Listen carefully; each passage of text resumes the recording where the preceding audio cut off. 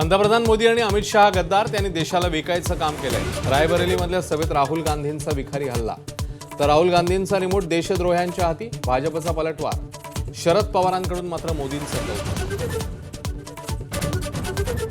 Italy दौऱ्यावेळी पंतप्रधान Georgia मेलोनींना मोदींकडून melody चॉकलेटची भेट, विरोधकांकडून पंतप्रधानांवर प्रहार, तर आंतरराष्ट्रीय पातळीवरील मोदींच्या प्रतिमेवरून महाविकास आघाडीतच मतभेद।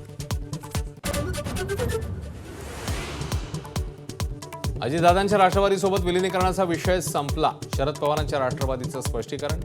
राष्ट्रवादीचे आमदार शरद पवारांसोबत येण्यास तयार झाले तर विचार करू, शशिकांत शिंदेंच्या विधानामुळे तर्कवितर्क।